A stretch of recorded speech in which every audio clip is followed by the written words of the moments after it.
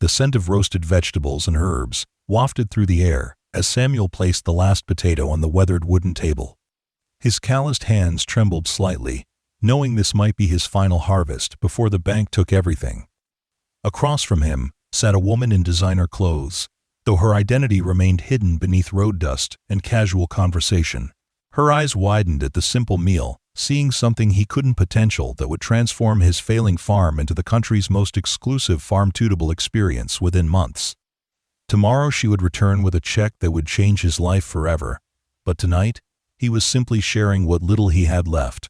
Before we carry on, please hit the subscribe button to make my day, and let me know where you are watching from in the comments. The morning sun crept over the horizon, painting the sky in hues of orange and pink as it cast its golden rays across the modest farmland of Green Valley. The light illuminated rows of struggling crops, patches of withered plants, and a small, weathered farmhouse that had seen better days. Inside, Samuel Bennett stirred awake, his body aching from yesterday's labor, his mind heavy with the weight of impending foreclosure.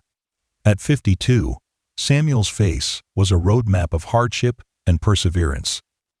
Deep lines etched around his eyes told stories of drought seasons and market crashes, while the permanent tan on his skin spoke of decades under the relentless sun.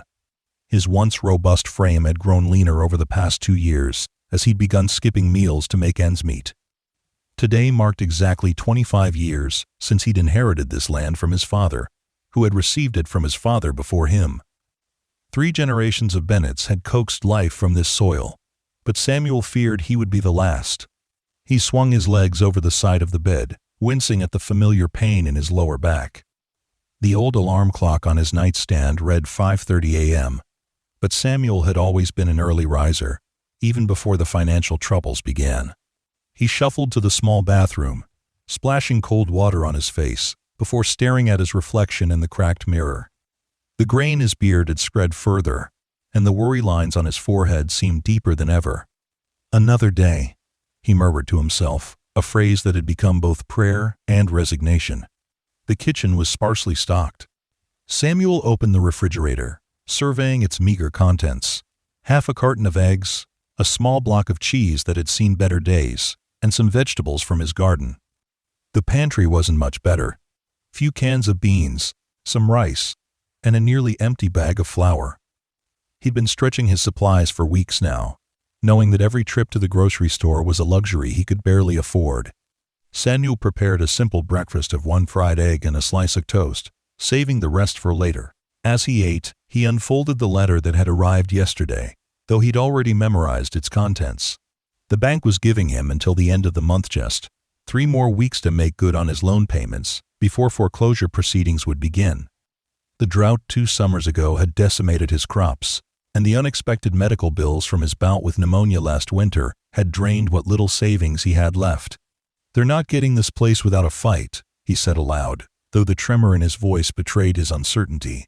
After breakfast, Samuel stepped outside onto the porch, his gaze traveling across his 20 acres. Much of it lay fallow now, as he couldn't afford the seeds or equipment to plant a full harvest.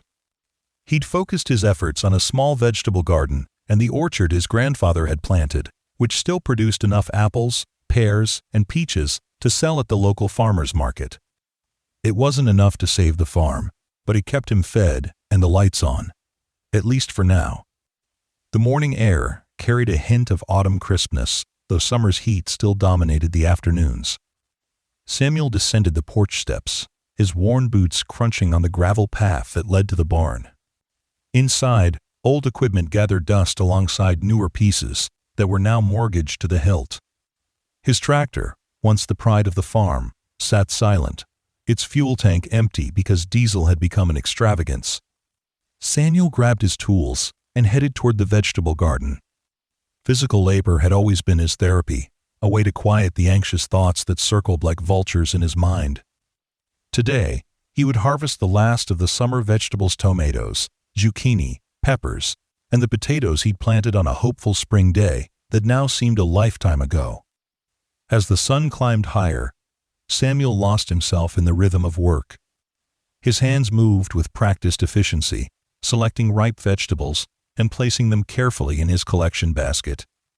Despite everything, there was still satisfaction in coaxing food from the earth, in witnessing the miracle of growth that had sustained humanity for millennia. By midday, sweat soaked his faded plaid shirt and his stomach growled in protest. Samuel straightened, arching his back to relieve the tension, when something caught his eye: a figure walking along the road that bordered his property.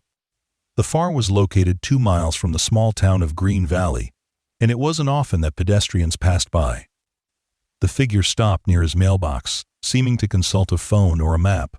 Even from this distance, Samuel could tell it was a woman, dressed in clothes that looked out of place in rural Pennsylvania, stylish, but impractical for a country stroll. Curiosity piqued. He watched as she stood there, occasionally looking up at his farm with evident interest.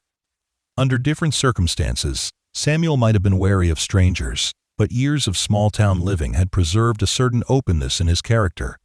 He raised a hand in greeting, and to his surprise, the woman waved back enthusiastically, as if they were old acquaintances.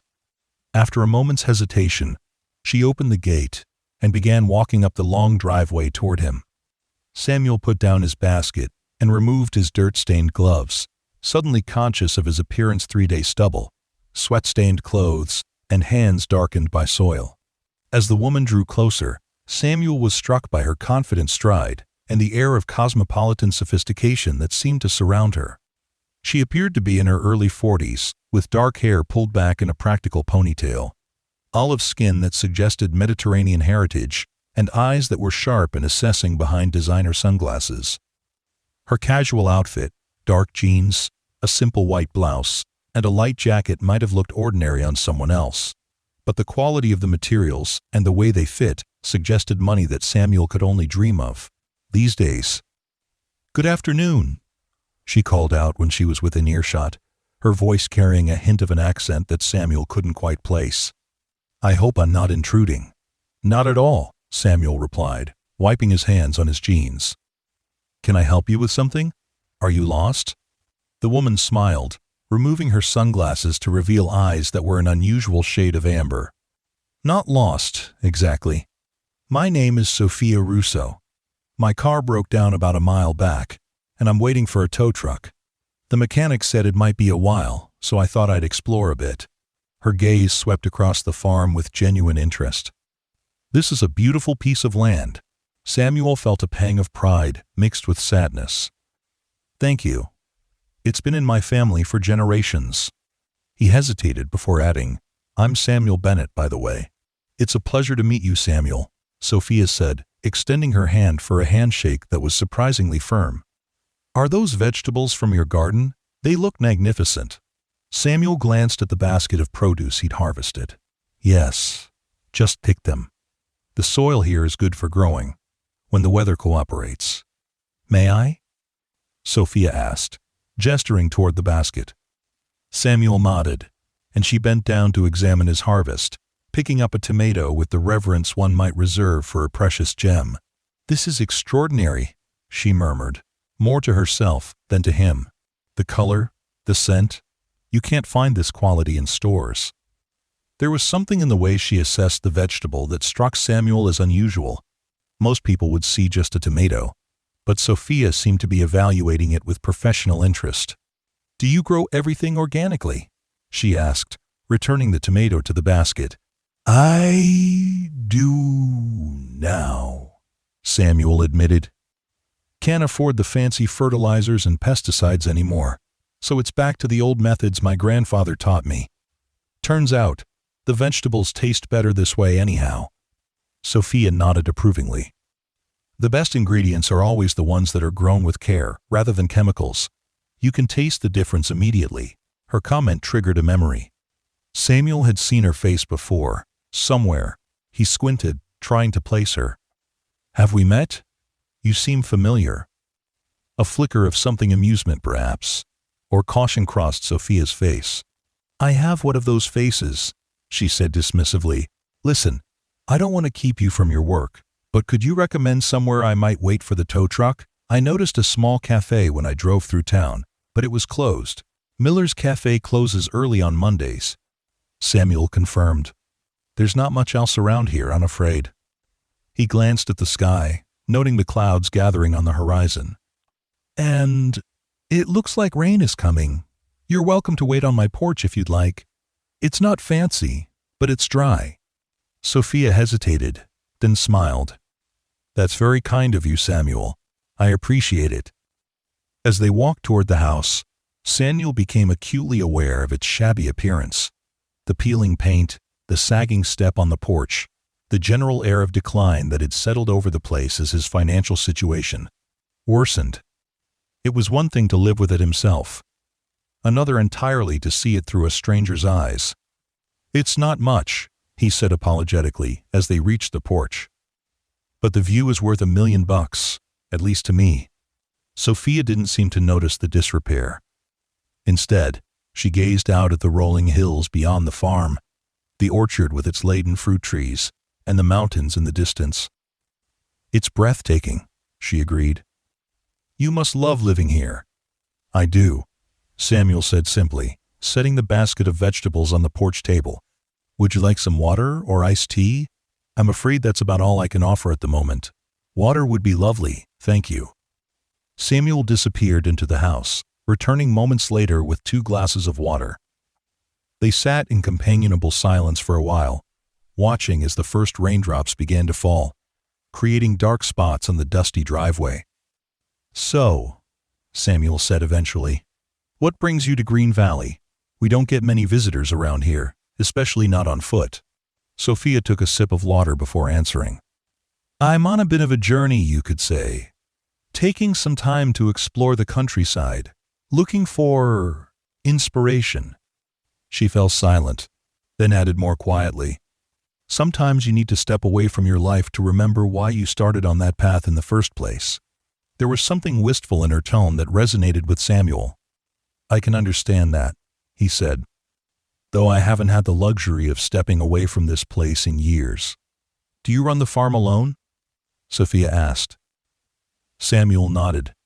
My wife Marie passed away 8 years ago. Cancer. Our son, Daniel, lives in Philadelphia with his wife and kids. He's a software engineer, did well for himself, which makes me proud, but farming wasn't for him. I'm sorry about your wife, Sophia said gently. Samuel acknowledged her sympathy with a slight nod. What about you? Family waiting somewhere? No, Sophia replied, a shadow crossing her face. I was married once, but it didn't last. My restaurants became my children, in a way. Restaurants? Samuel's eyes widened with sudden recognition. Wait a minute, Sophia Russo. You're that chef from the cooking shows, aren't you? The one with all those fancy restaurants in New York and Chicago. Sophia's smile turned rueful. Guilty as charged, though I'm trying to travel incognito at the moment. She gestured to her casual attire. No chef's whites today. Samuel shook his head in disbelief. My wife used to watch your show all the time. Said you had magic hands when it came to transforming simple ingredients. He chuckled softly. I never thought I'd have Sophia Russo sitting on my porch drinking tap water. The simple things are often the best, Sophia said, seeming genuinely at ease despite being recognized. And speaking of simple things, those vegetables you harvested, what were you planning to do with them? Samuel shrugged. Make dinner, I suppose. Nothing fancy. When you live alone, cooking becomes more about sustenance than pleasure. My grandmother would be horrified to hear that, Sophia said with a laugh. She believed that every meal, no matter how humble, should be prepared with love and enjoyed thoroughly. She's the one who taught me to cook, in a kitchen not much bigger than yours, I'd wager. The rain was falling steadily now, drumming on the roof of the porch. Samuel's phone buzzed in his Pokita text message from the bank, reminding him of an upcoming payment. He ignored it, unwilling to let reality intrude on this unexpected encounter. Your grandmother sounds like a wise woman, Samuel said. Marie was like that too. She could make a feast out of almost nothing. He gestured toward the house. Would you like to come inside? This rain looks like it's settling in for a while. Sophia checked her phone. The tow truck is dead accident on the highway. If you're sure it's no trouble, I'd appreciate getting out of this damp air. Samuel led her into the small living room, suddenly seeing the space through her eyes, the worn furniture, the faded photographs on the walls, the general air of a place that was maintained but not flourishing. He'd stopped noticing these things long ago, but now they seemed glaringly obvious. "Please, make yourself comfortable," he said, moving a stack of farming magazines from the couch. "Can I get you something else to drink? Coffee, perhaps?" "Actually," Sophia said, her gaze traveling to the basket of vegetables Samuel had brought inside, "I have a better idea. Why don't I cook dinner for us? Consider it a thank you for sheltering a stranded traveler." Samuel started to protest, but Sophia was already rolling up her sleeves. "I insist," she said firmly. "Besides, it's been too long since I cooked just for the joy of it, without menus to plan or critics to impress.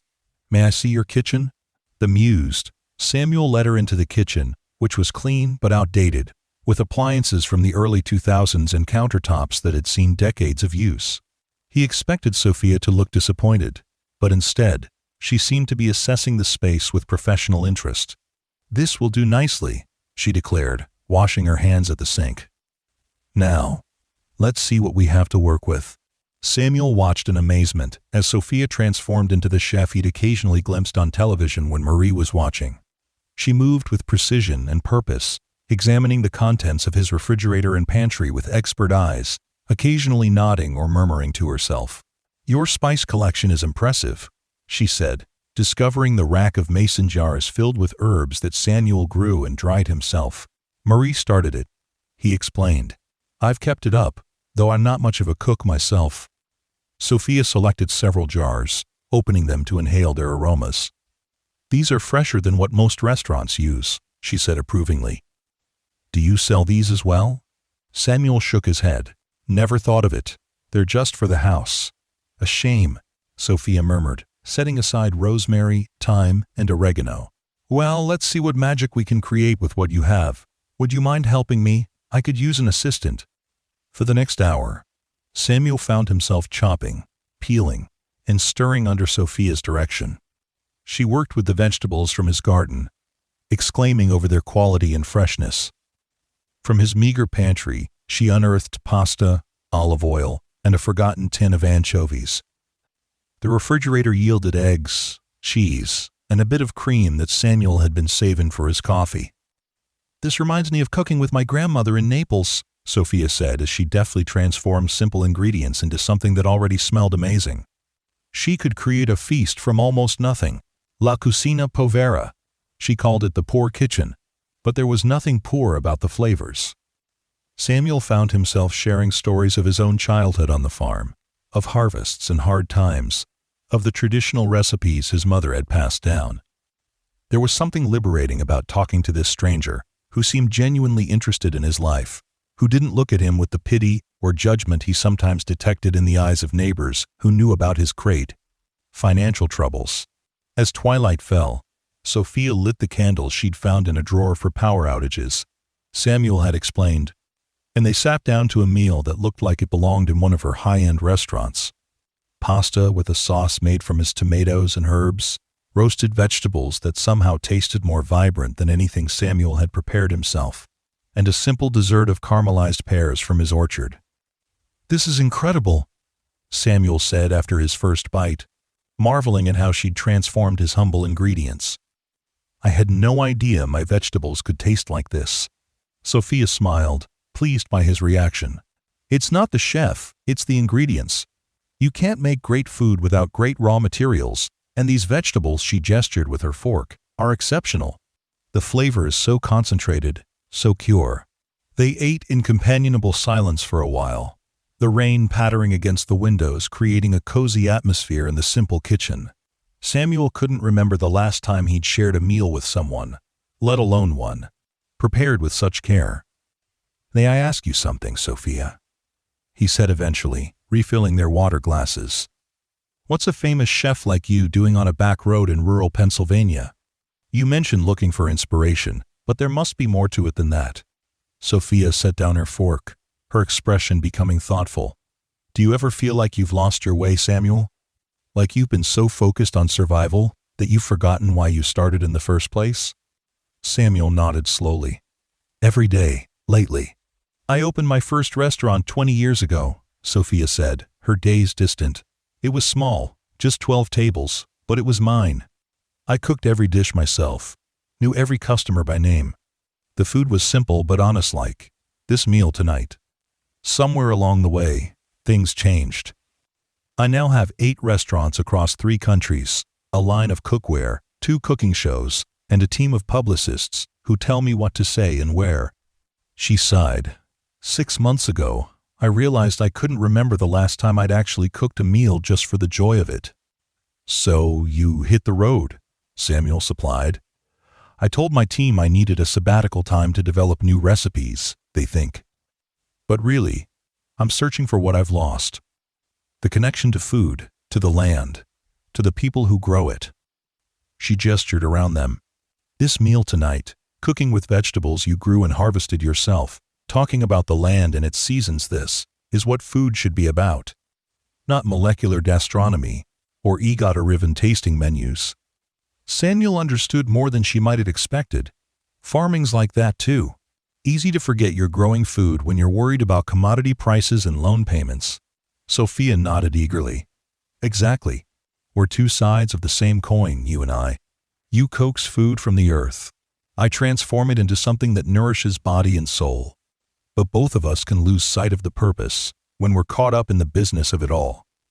There was something liberating about sharing his struggles with someone who wasn't from Green Valley, who didn't know the full extent of his financial troubles. Before he knew it, Samuel found himself telling Sophia about the impending foreclosure, the drought that had devastated his crops, the rising costs that made it nearly impossible for small farms like his to survive. I'm sorry, he said abruptly, realizing he'd been unloading his problems on a guest. You didn't come here to listen to me complain about my troubles. Don't apologize, Sophia said, her amber eyes warm with empathy. Sometimes we need to speak our fears aloud to someone who isn't invested in the outcome. Besides, I asked because I wanted to know. Samuel managed to smile. Well, enough about my problems. Tell me about your travels. Where have you been on this quest for inspiration? Sophia accepted the change of subject gracefully, sharing stories of her journey through rural Americava small towns she'd visited, the local food traditions she'd discovered, the people she'd met along the way. She described meals shared with families in Maine, Louisiana, and New Mexico, each with their own culinary heritage. But none of them had vegetables like yours, she added, helping herself to another serving of the roasted vegetables. There's something special about this land, Samuel. You can taste it in the food it produces. Before Samuel could respond, Sophia's phone buzzed. She checked it and grimaced. The tow truck is finally on its way. Should be here in 20 minutes. That's good news, Samuel said, though he felt a strange disappointment. Their dinner together had been the most enjoyable evening he'd had in years. Yes, Sophia agreed, though she sounded equally ambivalent. She rose from the table, gathering their plates. Let me help clean up before I go. Together, they washed and dried the dishes, working in a comfortable rhythm, as if they'd done this many times before. Samuel found himself wondering what Marie would have thought of this surreal evening aching. World-famous chef washing dishes in their kitchen after cooking dinner with vegetables from their garden. As the headlights of the tow truck finally appeared in the driveway, illuminating the raindrops that still fell steadily, Sophia turned to Samuel. Thank you for your hospitality, Samuel. This evening reminded me of why I fell in love with food in the first place. I should be thanking you, Samuel replied. Best meal I've had in years, and it was made from my own vegetables. Sophia studied him for a moment, then reached into her purse and withdrew a business card. If you ever come to New York, call this number. I'd like to repay your kindness properly. Samuel took the card, knowing he would never use it. New York might as well be another planet given his current circumstances. Safe travels, Sophia. I hope you find what you're looking for. At the door, Sophia paused, looking back at the simple kitchen where they'd shared a meal. I think perhaps I already have, she said enigmatically, before disappearing into the rainy night. Samuel watched from the porch as she spoke with the tow truck driver, her elegant figure incongruous against the rural backdrop. Within minutes, they were gone, leaving only tire tracks in the muddy driveway as evidence of their visit. Inside, Samuel surveyed the kitchen. Everything was back in its place. Yet something had shifted. The encounter with Sophia Russo felt like a dream, a brief, bright interlude in the otherwise relentless struggle of his daily existence. Tomorrow, he would return to the reality of bills he couldn't pay and a farm he was about to lose. But for tonight, he'd remembered what it felt like to share food and conversation with someone who saw value in what he did. With a sigh, Samuel turned off the lights and headed to bed, unaware that his life was about to change in ways he could never have imagined. Morning arrived with clear skies and birdsong. Samuel awoke feeling oddly refreshed despite the late night. For a moment, he wondered if he'd dreamed the entire encounter with Sophia Russo, but the lingering scent of herbs in the kitchen confirmed it had been real. He went about his morning routine, feeding the few chickens he kept for eggs, checking on the orchard where the fruit would soon be ready for harvesting, and planning his day's work. There was always something that needed doing on a farm, even one on the brink of foreclosure. Around mid-morning, Samuel was repairing a section of fence near the road when he heard the sound of vehicles approaching. He straightened, shielding his eyes against the sun, and was stunned to see a small convoy turning into his driveway, a sleek black SUV followed by a more modest rental car. His first thought was that the bank had sent representatives to discuss the foreclosure in person, a development he wasn't prepared for. He set down his tools and waited as the vehicles parked near the house and their occupants emerged. From the lead SUV stepped Sophia, looking very different from the casual traveler of yesterday. Today, she wore a crisp linen suit in a shade of deep blue, her hair styled elegantly, and her manner exuding confidence and purpose. From the other vehicles emerged a man in an expensive-looking suit carrying a leathered portfolio, and two women, one with a tablet computer, and the other with what appeared to be professional camera equipment. Samuel approached cautiously, confusion etched on his face. "Sophia? I didn't expect to see you again." Sophia smiled warmly, extending her hand. "Good morning, Samuel. I hope you don't mind this unexpected visit. After I left last night, I couldn't stop thinking about your farm and those extraordinary vegetables." Before Samuel could formulate a response, Sophia gestured to her companions. "Allow me to introduce my team. This is Marcus Chen, my business manager, Eleanor Hayes, my executive assistant, and Gabriela Diaz, our photographer and social media director." They each greeted Samuel with professional courtesy, though he could see curiosity in their eyes as they took in his weathered appearance and the farm behind him. "I don't understand," Samuel said, suddenly conscious of his work clothes and the dirt under his fingernails. "Why would you bring your team here?" Sophia's amber eyes sparkled with excitement. "Because I have a proposition for you, Samuel. One that I think could benefit us both. May we talk inside?" Still bewildered, Samuel led the group to the house. He hastily cleared papers from the kitchen table, embarrassed by the modest surroundings that seemed even shabbier in the presence of these polished professionals. Once they were seated, Marcus opened his portfolio and spread out several documents. "Ms. Russo asked us to prepare these preliminary materials after she called us last night," he explained in a crisp, efficient tone. Sophia leaned forward, her expression earnest. "Samuel, what I'm about to propose may seem sudden, even outlandish, but I ask that you hear me out completely before responding." Samuel nodded cautiously, his gaze moving between Sophia and the documents on the table. "As I mentioned yesterday, I've been traveling across the country, searching for something I've lost, a connection to real food, to the land, to the kind of cooking that first inspired me. Last night, sharing that simple meal with you, cooking with vegetables that had been harvested just hours before, I found what I've been looking for." End quote. She paused, her enthusiasm palpable. "I want to create something new, Samuel, something authentic, not another trendy restaurant in a major city, but a true farm-to-table experience here, on your land." Samuel blinked, certain he had misunderstood. "Here? On my farm?" "Yes," Sophia confirmed. "A restaurant, where guests would dine, amidst the very fields where their food was grown, where they could see the connection between the land and what appears on their plate. Your vegetables have a quality I haven't encountered anywhere else on my travels, a purity of flavor a vitality that can't be faked or manufactured. Marcus smoothly took over the explanation, his finger tracing a line on one of the documents. What Ms. Russo is proposing is a partnership. She would provide the capital to save the farm from foreclosure and invest in improvements and expansion. You would continue to farm the land, growing the exceptional produce that impressed her so much, while she would create a destination restaurant on the property. End quote. The concept has proven successful in other rural locations, Eleanor added, pulling up images on her tablet to show Samuel. These are similar ventures in California, Tuscany, and Spain. Diners will travel significant distances for an authentic experience centered around exceptional ingredients and a compelling story. Samuel's mind was reeling. But who would come all the way out here for a meal? You'd be surprised, Sophia said with a smile. My name carries weight in the culinary world, and the narrative is compelling. The struggling family farm saved and transformed into a beacon of sustainable agriculture and honest cooking. The exclusivity and remoteness would be part of the appeal. We've drafted a preliminary business plan, Marcus continued, sliding a document toward Samuel. Ms. Russo's investment would clear your existing debts and provide capital for expanding your organic farming operation.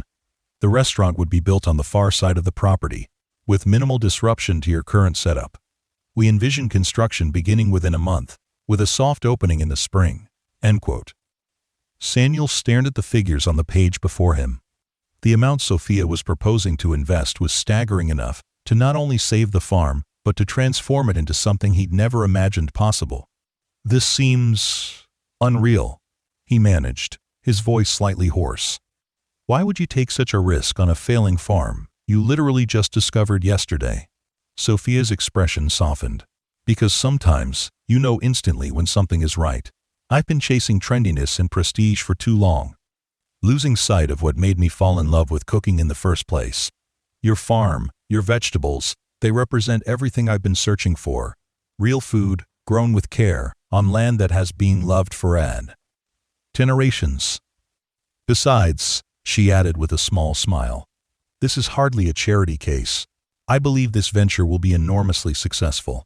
Your produce alone could support a premium line of artisanal products under a joint brand. Samuel looked down at his calloused hands, then back at the faces watching him expectantly. I don't know anything about running a restaurant or selling fancy products. I'm just a farmer, and not a very successful one lately. That's precisely why this partnership would work, Sophia countered. You focus on what you do best, nurturing this land and growing extraordinary produce. I'll handle the culinary side and the business aspects. We would, of course, formalize everything with proper contracts. Marcus interjected smoothly. Ms. Russo was proposing a 60-40 split of profits, with you retaining full ownership of the land itself. Samuel's eyes widened. 60%? To me? Marcus nodded. Ms. Russo was quite insistent on that point, despite my recommendation for a more traditional split favoring the investor. Sophia shot her business manager a look that silenced any further comment from him. This is about more than money, Samuel. It's about preserving something valuable, your connection to this land, the legacy of your family, and a way of farming that's becoming increasingly rare. May I have some time to think about this? Samuel asked, feeling overwhelmed by the sudden turn of events. Of course, Sophia said immediately. This is a life-changing decision. However, I understand from our conversation yesterday that time is not a luxury you have in abundance. The bank, they're moving to foreclose at the end of the month, Samuel confirmed. Grimly.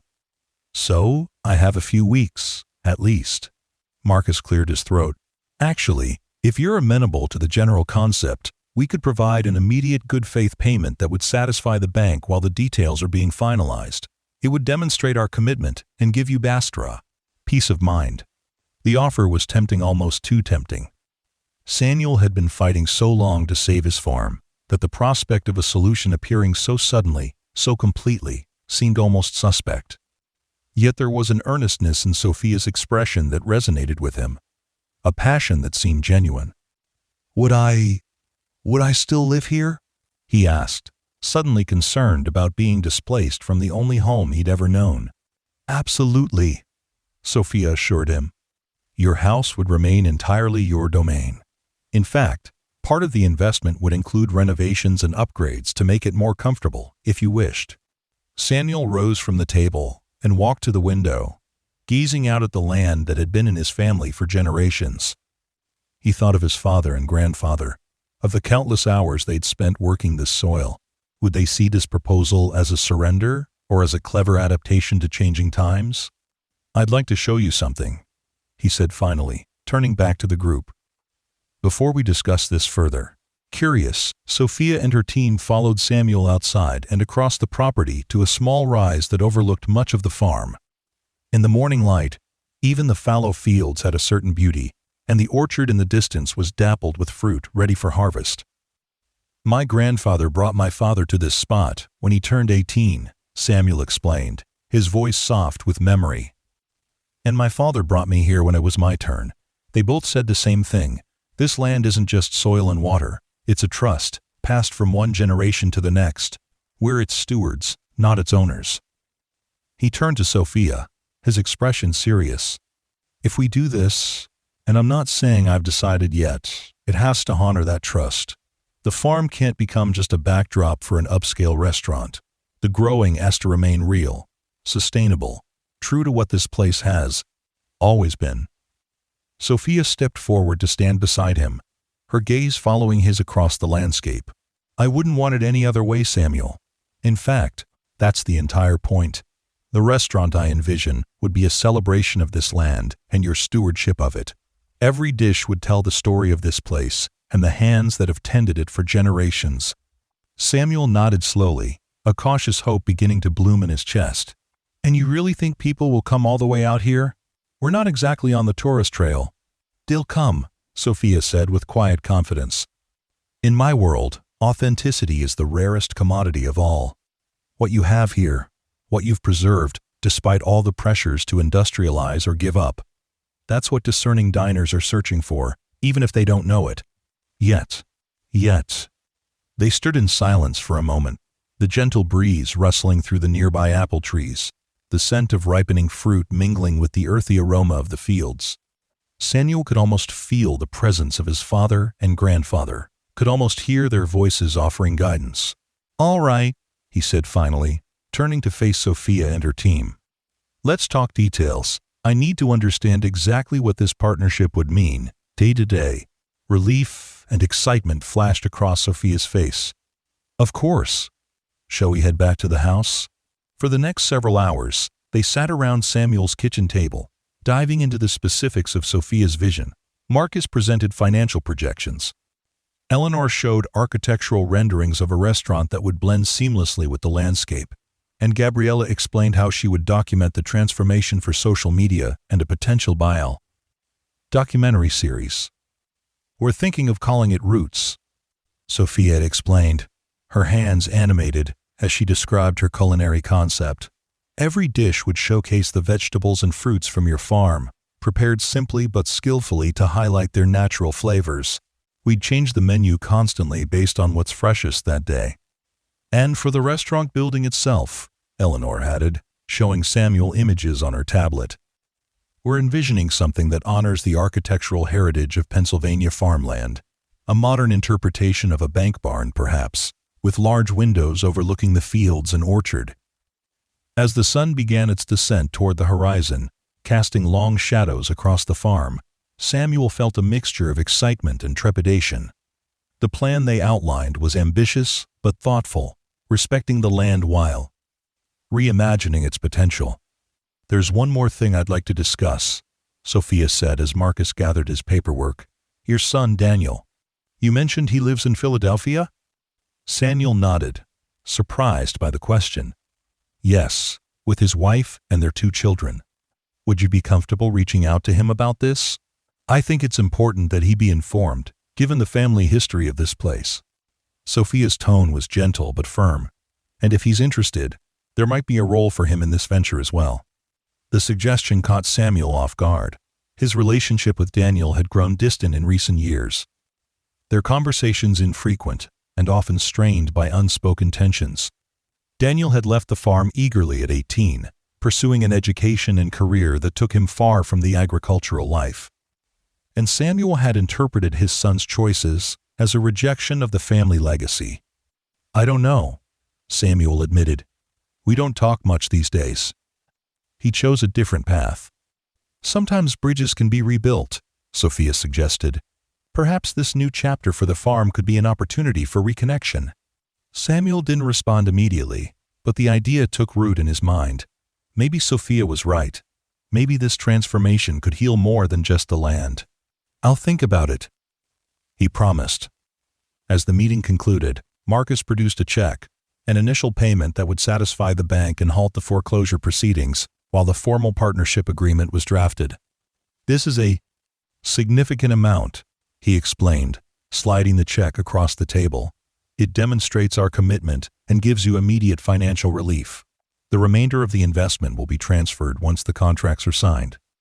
Samuel stared at the check, its amount almost unreal to him after years of scraping by. "This is very generous." "It's an investment in our shared future," Sophia corrected him. "Not charity." After Sophia and her team departed, promising to return in a few days with formal contracts, Samuel sat alone on his porch. Watching the sunset paint the sky in brilliant hues of orange and pink, the check lay on the table beside him, representing not just financial salvation, but a complete reimagining of his life and his family's legacy. That night, for the first time in years, Samuel slept without the weight of impending failure pressing on his chest. He dreamed of abundant harvests, of his fields thriving, of a future he couldn't have imagined just 24 hours earlier. The next morning, after depositing the check and speaking with his astonished banker, who suddenly treated him with newfound respect, Samuel found himself standing in his kitchen, staring at his phone. Daniel's number was on the screen, but he hadn't yet pressed the call button. What would he say? How would he explain this sudden reversal of fortune? Would Daniel even care about the fate of the farm he'd been so eager to leave behind? With a deep breath, Samuel pressed the call button. The phone rang 3 times before Daniel's voice answered, sounding distracted and slightly impatient. "Dad? Is everything okay? I'm about to head into a meeting." "Everything's fine," Samuel assured him quickly. "Better than fine, actually. Something's happened, something big, and I thought you should know." He paused, then added, "It's about the farm." There was a slight hesitation on the other end. "The bank finally foreclosed?" Daniel asked, his tone carefully neutral. "No, quite the opposite." Samuel found himself smiling. "I've been offered a partnership, an investment that will not only save the farm but transform it into something new." Over the next few minutes, Samuel outlined Sophia's proposal, trying to convey both the practical aspects and the excitement he felt about this new direction. As he spoke, he realized how much he wanted Daniel to share in his enthusiasm, to see the value in what was being preserved and created. When he finished, there was silence on the line. "Daniel?" Samuel prompted. "What do you think?" "It sounds incredible," Daniel said slowly. "Almost too good to be true. Are you sure about this woman? About her intentions?" The question stung a little, but Samuel recognized the protective concern behind it. "I think so. Her team is drawing up formal contracts, and I'll have a lawyer review everything before signing. But Sophia herself, there's something genuine about her. She sees value in what we've built here." "We," Daniel repeated softly. Then, with more resolution in his voice, "Look, Dad, I had this meeting now, but I can come up this weekend. I'd like to see what's happening firsthand, meet the chef, and talk through the details with you." Samuel felt a warmth spread through his chest that had nothing to do with the morning sun streaming through the window. "I'd like that, son. Very much. And I'll bring Sarah and the kids," Daniel added. "Emma's been asking about the farm anyway. Might as well show her where her old man grew up." After ending the call, Samuel stepped outside, surveying his land with new eyes. For the first time in years, he allowed himself to look beyond the next harvest, the next bill payment, the next struggle. He could see a future taking shape, one where the Bennett farm not only survived, but thrived. where the legacy of his family continued in a form his ancestors might not have imagined, but would surely appreciate. Over the following weeks, the transformation began. Lawyers reviewed contracts. Architects visited to survey the land and refine their designs. And a small army of consultants assessed everything from soil quality to water systems. Samuel found himself in meetings discussing topics he'd never considered before: marketing strategies, brand development, hospitality training. True to his word, Daniel arrived that weekend with his family. 8-year-old Emma was enchanted by the farm, following Samuel everywhere as he showed her how to check if fruit was ripe and which weeds needed pulling. 5-year-old Liam was more interested in the tractors and equipment, climbing onto the seat of the old John Deere with wide-eyed wonder. After the children were asleep, Samuel, Daniel, and Sarah sat on the porch, the conversation flowing more easily than it had in years. "I've been thinking," Daniel said, turning his coffee mug in his hands. "This partnership with Sophia, it could use someone with business experience, someone who understands contracts and financial projections." Samuel looked at his son curiously. "You offering your services as a consultant?"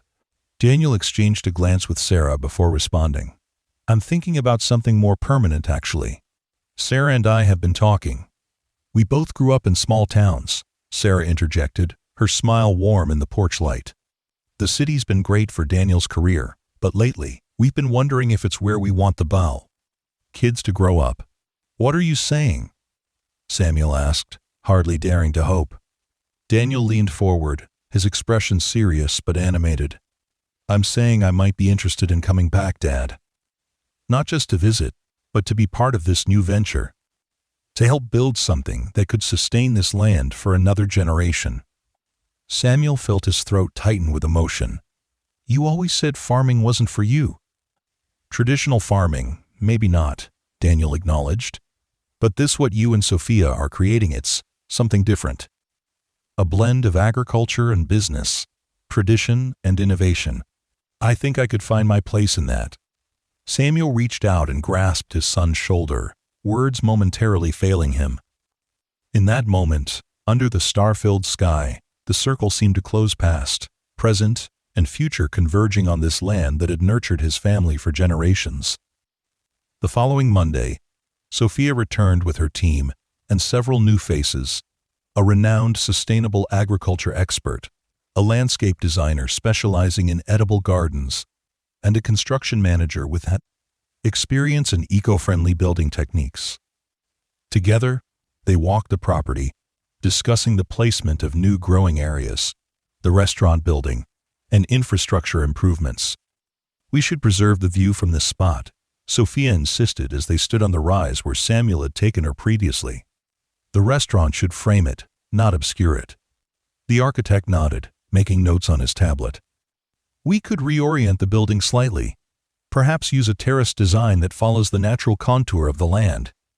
Samuel watched these professionals discuss his farm with a mixture of awe and pride. They saw potential where he had only seen struggle, opportunity where he had only seen limitations. When Daniel joined the conversation, asking intelligent questions about the business model and suggesting refinements to the marketing strategy, Samuel noticed Sophia watching with approval. "Your son has a good head for business," she commented later, as they reviewed the day's discussions in the kitchen.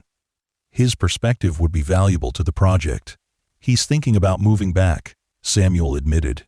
"He and Sarah are considering relocating from Philadelphia, becoming part of whatever this turns into." Sophia's smile was warm. "That would be wonderful, Samuel. This was always meant to be more than just a business venture for me. It's about creating something sustainable in every sense of the word, environmentally, financially, and personally." As autumn deepened, the farm buzzed with activity. The first concrete step was the orchard harvest. But this year, instead of Samuel working alone or with a few day laborers from town, a team of experienced pickers arrived, along with Gabriella to document the process with her camera. "We're creating the narrative," she explained as she photographed Samuel teaching Emma how to gently twist an apple from its branch. The story of roots begins with the harvest, with the connection between generations, with the knowledge being passed down. The apples, pears, and peaches were sorted with unprecedented care. The finest specimens were shipped overnight to Sophia's flagship restaurant in New York, where she had announced a special preview menu featuring produce from the Bennett farm. The remainder were processed on site into preserves and ciders, under the guidance of a food scientist Sophia had brought in. Others packed for local distribution. Each evening, Sophia experimented in Samuel's kitchen, developing recipes that would eventually feature on the Roots menu, using him as her taste tester. These informal dinners became a highlight of his day, a time when they could discuss the progress of the transformation and share stories from their very different lives. "I never would have imagined this," Samuel confessed one evening as they sat at the kitchen table, sampling a dish Sophia had created using his carrots and herbs. "A month ago, I was ready to lose everything. Now, I can hardly keep track of all the changes." "Change can be disorienting," Sophia acknowledged. "But it can also be exhilarating. I felt the same way when I opened my first restaurant, like I was standing on the edge of something much bigger than myself." Samuel nodded, understanding exactly what she meant. "My father would have been skeptical at first, I think.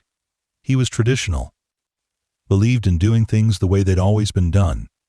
But my grandfather, he was an innovator. He was always trying new crops, new methods. I think he would have loved this." "Tell me more about him," Sophia encouraged, settling back with her glass of wine. Samuel smiled, memories flooding back. "He came to America from Ireland in the 1930s, just a teenager with nothing but determination. Worked farm jobs until he could afford to buy this land. It was much smaller then, just the central boss. 40 acres. He expanded bit by bit, year by year." As he spoke, Samuel realized how much of his grandfather lived on in what was happening. Now, the willingness to take risks, to reimagine what a farm could be, to adapt to changing times without abandoning core principles. By the time the first frost silvered the fields in late October, the transformation was well underway.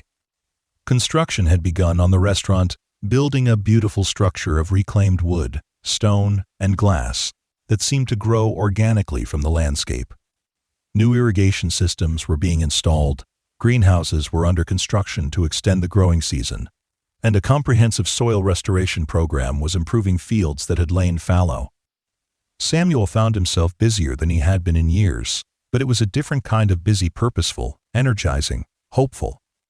Each morning brought new challenges and decisions, but also a sense of building something meaningful and lasting. The local community had initially viewed the changes with suspicion, as rural communities often do when outsiders arrive with grand plans. But as they saw locals being hired for construction work, heard about the markets being established for regional producers, and witnessed Samuel's evident enthusiasm, the skepticism began to soften. One Saturday in early November, Samuel hosted an impromptu gathering at the farm for neighbors and friends. Sophia prepared a feast using the last of the fall harvest, and the old barn was transformed with twinkling lights and long tables where farmers sat alongside Sophia's team of culinary professionals. "This is just the beginning," Sophia announced, raising her glass in a toast. "What we're creating here at Bennett Farm isn't just a restaurant or an agricultural venture. It's a community, a celebration of this land and the people who have cared for it." As Samuel looked around at the faces illuminated by candlelight, his son and daughter-in-law, his grandchildren, neighbors he'd known all his life, and new allies who had joined his journey, he felt a profound sense of gratitude. 6 months ago, he had been a man at the end of his rope, facing the loss of everything he held dear. Now, he stood at the threshold of a new chapter, surrounded by possibility and hope. Later that evening, as the guests departed and the farm settled into silence, Samuel found Sophia standing at the spot that had become their favorite vantage point, gazing out at the moonlit fields. "Penny for your thoughts," he said, coming to stand beside her. She smiled, her expression serene in the silvery light. "I was just thinking about that rainy evening when my car broke down. If the mechanic had been available sooner, if I hadn't decided to take a walk, if you hadn't invited me in, none of this would be happening." "Do you believe in fate?" Samuel asked. Sophia considered the question. "I believe in being open to possibilities, in recognizing the right moment when it presents itself." That night, sharing your simple meal, cooking with vegetables that had just come from the earth. It reminded me of why I became a chef in the first place." End quote. "And I remembered why I never gave up on this place, even when it seemed hopeless," Samuel added. "It wasn't just stubbornness or lack of alternatives. It was love, pure and simple." They stood in companionable silence, watching the moon cast shadows across the land that had been in Samuel's family for generations and would now continue to thrive, though in ways his ancestors could never have imagined. As winter descended on Green Valley, the rhythm of farm life slowed, but the work of transformation continued. The restaurant building took shape, its roof beams raised in an old-fashioned ceremony, attended by the entire construction crew and the Bennett family. Inside, craftspeople installed custom tables made from trees harvested on the property, a state-of-the-art kitchen designed to Sophia's exacting specifications, and a glass-walled private dining room that seemed to float among the bare branches of the orchard. Daniel and Sarah found a house in town and enrolled Emma and Liam in the local school, beginning the transition that would bring them permanently to Green Valley by spring. Daniel divided his time between his Philadelphia job, which he was gradually handing off to colleagues, and the farm, where he was taking on increasingly significant responsibilities in the business development side of the venture. Samuel's house underwent its own transformation, subtle updates that preserved its character while making it more comfortable and energy efficient. New windows, better insulation, an updated kitchen, and a refurbished bathroom made the old farmhouse feel rejuvenated without sacrificing its soul. In January, Sophia invited Samuel to New York to visit her restaurants and meet her culinary team.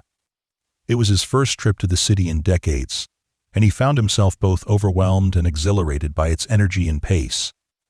"This is where you built your empire," he remarked as they toured her flagship restaurant after hours, the elegant dining room quiet and the kitchen gleaming with top-of-the-line equipment. "It served its purpose," Sophia said, her gaze traveling around the space that had earned 3 Michelin stars and countless accolades. "It gave me a platform, taught me about business and leadership, brought me recognition, but there was always something missing." "And you think you'll find it at a farmhouse in Pennsylvania?" Samuel asked, still sometimes incredulous at the turn his life had taken. Sophia's smile was warm and certain. "I already have, Samuel. The moment I tasted those vegetables from your garden, cooked that meal in your kitchen, I knew I'd found what I'd been searching for: authenticity, connection, purpose." During their time in New York, Sophia introduced Samuel to influential figures in the culinary world: food writers, other chefs, potential investors for future expansion of their concept. He felt out of place in his new suit purchased at Daniel's insistence, but was surprised to find these sophisticated urbanites genuinely interested in his knowledge of soil and growing conditions, heirloom seed varieties, and traditional farming techniques. "You're the heart of the story," a prominent food critic told him over dinner at Sophia's restaurant. "The chef who returns to the source, the farmer who embraces innovation while honoring tradition. It's a compelling narrative, but it only works because it's authentic. You can't manufacture that kind of genuineness." By the time they returned to Pennsylvania, Samuel had a new appreciation for Sophia's world and the magnitude of what she was risking by shifting her focus from metropolitan restaurants to a rural venture. Her reputation, her brand, her future, she was betting it all on their partnership. "Thank you," he said simply as they drove back to the farm from the airport. "For what?" Sophia asked, glancing away from the road momentarily.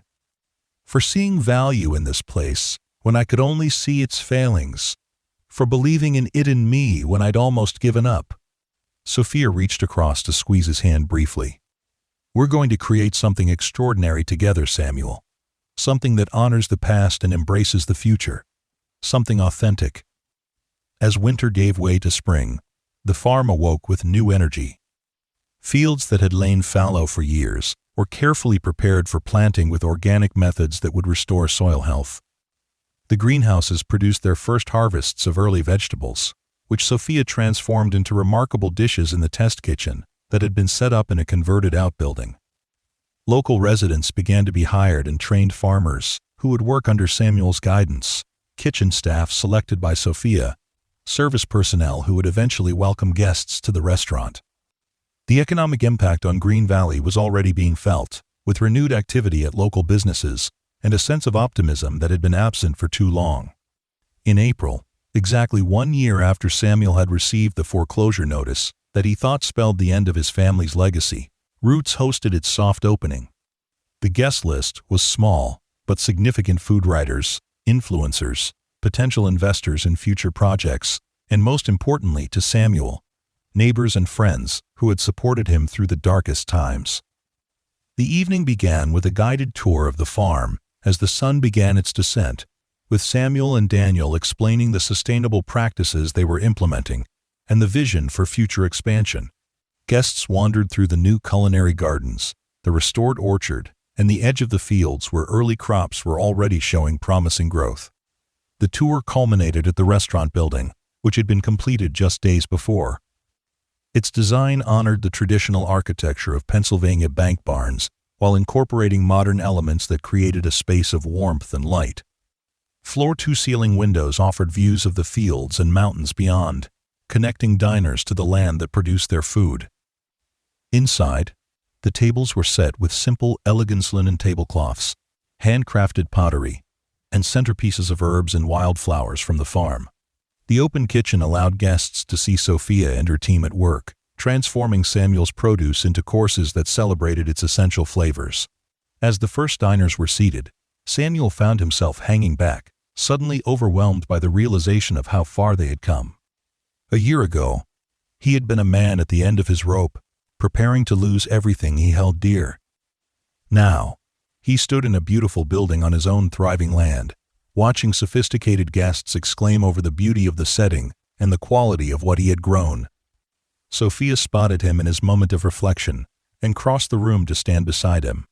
She was dressed in chef's whites now, her hair pulled back, her expression one of focused excitement. "Are you ready?" she asked softly. Samuel looked around at the space they had created together, at his son greeting guests with newfound confidence, at his grandchildren helping to arrange flowers at the host stand, at the photos of his parents and grandparents that had been incorporated into the decor as a reminder of the farm's heritage. "I think I am," he replied, straightening his shoulders and smoothing the front of the new shirt Daniel had insisted he buy for the occasion. "Then let's welcome our guests properly," Sophia said, taking his arm. "This is your farm, your story. I'm just the one helping to tell it through food." Together, they moved among the tables, Samuel sharing anecdotes about the history of the farm and the particular vegetables being featured that evening, Sophia explaining her culinary approach and the philosophy behind Ferber. Roots. The synergy between them was evident to everyone, their shared passion and complementary knowledge, creating a narrative that was as nourishing as the food itself. The meal progressed course by course, each dish showcasing the pure flavors of Samuel's produce, elevated but never overshadowed by Sophia's culinary skill. There was roasted carrot soup with herbs from the garden, a salad of tender spring greens harvested just hours earlier, pasta made with heritage wheat and eggs from the farm's chickens, and for dessert, a simple but perfect apple tart that honored the orchard's bounty. As the evening drew to a close, glasses of local mead were distributed, and Sophia called for attention. Standing in the center of the room, backlit by the kitchen fires, she raised her glass. "Tonight marks the beginning of a journey that started with a simple act of kindness," she said, her gaze finding Samuel. "A year ago, a struggling farmer shared his last meal with a stranger, not knowing that it would lead to this moment. That generosity, that connection to the land and its bounty, is what Roots celebrates. It's a reminder that the most profound experiences often come from the simplest gestures." She turned to Samuel, inviting him to join her. Somewhat reluctantly, he stepped forward, unaccustomed to being the center of attention. "To Samuel Bennett," Sophia continued, "whose stewardship of this land made everything we've experienced tonight possible, and to new beginnings that honor old traditions." The guests raised their glasses, and Samuel felt a surge of emotion that threatened to overwhelm him. He looked around at the expectant faces and knew he should say something, though public speaking had never been his strength. "A year ago," he began hesitantly, "I thought I was at the end of my story, 3 generations of my family had worked this land, and I was going to be the one who lost it. He paused, gathering his thoughts. But sometimes, fate sends exactly what you need, even if it comes in an unexpected form. He glanced at Sophia, who nodded encouragingly. My grandfather used to say that the land doesn't belong to us. We belong to the land. Our job is to care for it so it can care for future generations. Samuel's voice grew stronger as he continued. What we're creating here at Roots isn't just about serving meals or saving a farm. It's about reconnecting people to the source of their food, to the cycles of nature, to the simple pleasure of flavors that come from healthy soil and careful tending." End quote. He raised his glass higher. "So I thank you all for being part of this new chapter, for believing in what we're building here. And especially, I thank Sophia Russo, who saw possibility where I could only see failure, who reminded me of why this land matters, and who has become not just a business partner, but a true friend." The applause that followed was heartfelt, and as Samuel looked around the room, his family, at new allies and old neighbors, at the transformed space that represented both his heritage and his future, he felt a sense of completion that had eluded him for years. Later that night, after the guests had departed and the staff had completed their, quote, cleanup, Samuel and Sophia sat on the porch of his farmhouse, as they had on that first rainy evening a year before. The spring air was cool but not cold, scented with apple blossoms and the promise of new growth. "It was perfect," Sophia said, sipping a glass of local wine. "Everything we hoped for." "The reviews will be good," Samuel agreed. "I could tell from their faces." Sophia smiled. "The reviews matter for publicity, but what matters more is that we created something honest, something that honors this land and the people who have cared for it." Samuel nodded, feeling the truth of her words. They sat in companionable silence for a while, listening to the night sounds of the farm, the rustle of wind through new leaves, the distant hoot of an owl, the gentle movements of the world continuing its eternal cycles.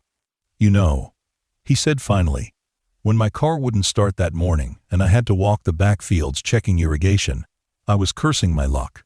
If I hadn't been there when you were walking by, if my car hadn't broken down in the first place," Sophia added, "if I hadn't decided to explore while waiting for the tow truck, if I hadn't invited you in for dinner, if I hadn't recognized the exceptional quality of your vegetables."